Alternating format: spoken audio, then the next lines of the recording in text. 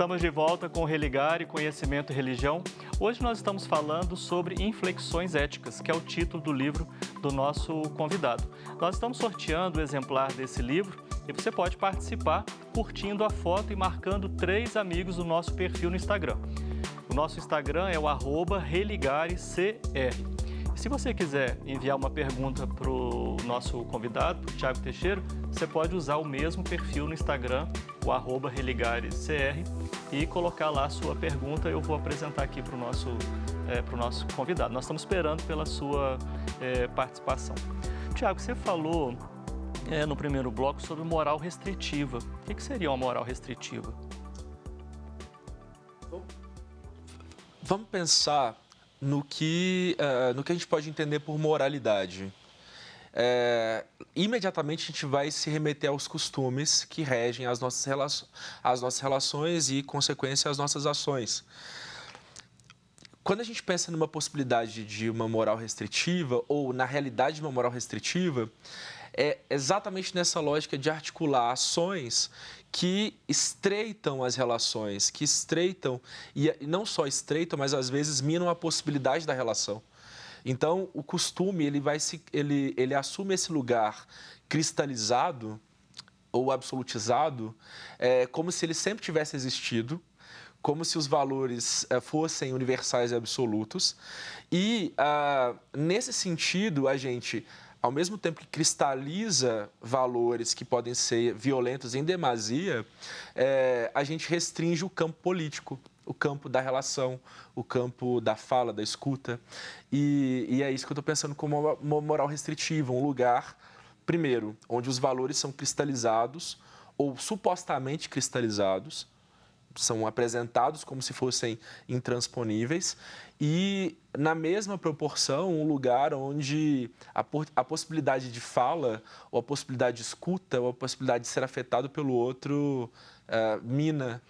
Várias vezes, acho que relacionado a isso, várias vezes, quando você vai apresentar o que é uma ética inflexiva, você chama de... você lembra da ética como subversão necessária. Sim.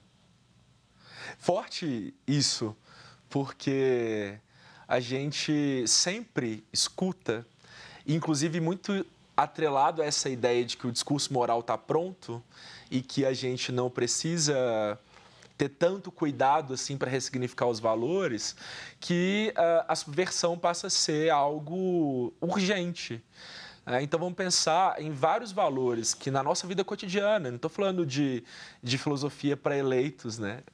Para iniciados. Ou para iniciados, não é essa iniciadas ou eleitas também. Sim. Não é essa a proposta. A proposta é trazer cenas da vida cotidiana. Então, quantas vezes nós nos deparamos com valores que são demasiadamente violentos?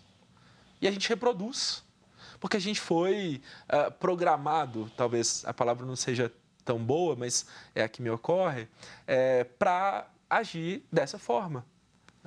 E aí, a subversão parece uma palavra feia, né? Assim, e a gente deveria não adotá-la, assim, mas me parece aquilo que é mais urgente num tempo em que a gente precisa implodir mesmo valores que nos impedem de acessar o outro, de ser acessado pelo outro. Você lembra os exemplos que você traz na obra, né, que me parece aqui a questão da mulher, a questão da negritude, né, negros e negras, pessoas da comunidade LGBT. Sim. São exemplos que você traz da religião de matriz africana. Sim, e são exemplos que, querendo ou não,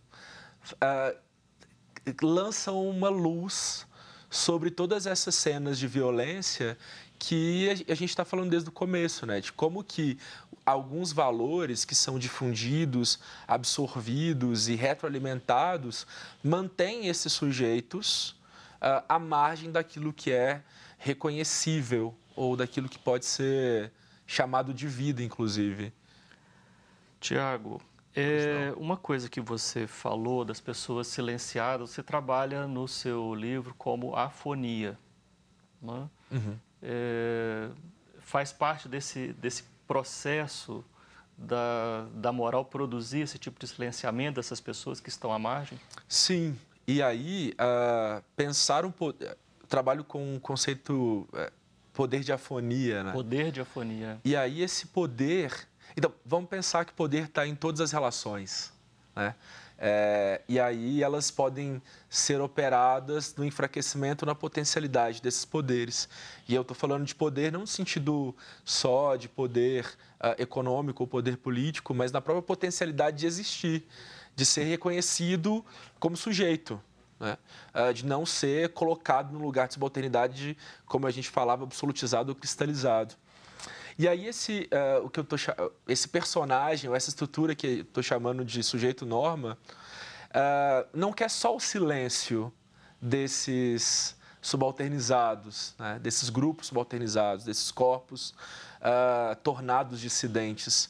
Ele quer mesmo a impossibilidade de fala, a impossibilidade de expressão, para manter o seu controle, o seu domínio e manter a realidade orquestrada nos seus interesses de manter sempre um núcleo de possibilidades aqui. Sim. Uma ética inflexiva, ela faz parte, talvez, de um leque mais amplo das éticas da diferença? Ou você não se preocupou em encaixar isso em algum outro... A única coisa, assim, eu não me preocupei em sistematizar, Flávio, de verdade.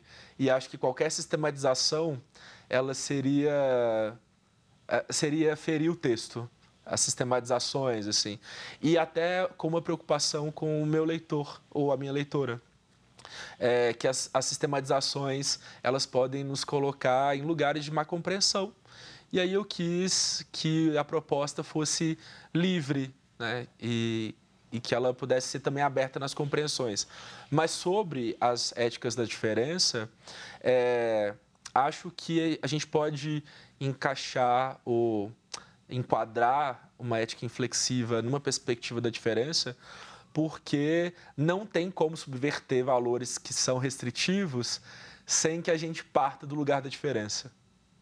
E mais que isso, que a gente compreenda que não tem como alargar a nossa compreensão sobre o que é humano se a gente não absorver a diferença como um valor que incomoda, que a gente não está acostumado, que a gente não é forjado para lidar com a diferença. Ao contrário, a gente absorve o tempo todo narrativas que colocam a diferença no lugar daquilo que tem que ser escondido, daquilo que tem que ser apagado, daquilo que tem que ser suplantado, e esquece que a nossa própria condição humana ela está constituída na pluralidade de percepções, de crenças, de afetos, de cosmovisões. Pode até existir. Desde que não esteja no meu campo de visão ou na minha audição, porque eu trago essa provocação também. Que ética é essa que não se... que perspectiva moral é essa que não se inclina ao outro ou que não se deixa ser afetado? Então, uma ética inflexiva não é só uma proposta racional da ação, mas também é uma proposta de afeto ou de afetação. Sim. Você está sendo muito lido, né? Seus artigos na revista Censo. Bom, você sabe, norte a sul. Né? Quem é o seu leitor? E leitora, né? Primeiro, agradeço. É bom poder fazer parte desse projeto que é a Censo, tanto a editora como autor, tanto a revista como colunista. Então, quero até mandar um abraço para o Jonathan e para o Sanderson, meus amigos e companheiros nessa estrada, nesse projeto. Mas eu escrevo, e aí eu acho que isso tem uma reverberação daquilo que Sartre escreve no que é a literatura, pensando que os meus leitores e as minhas leitoras são sujeitos, na sua pluralidade. Eu nunca penso que eu estou escrevendo para pessoas que vão absorver conceitos de forma passivizada.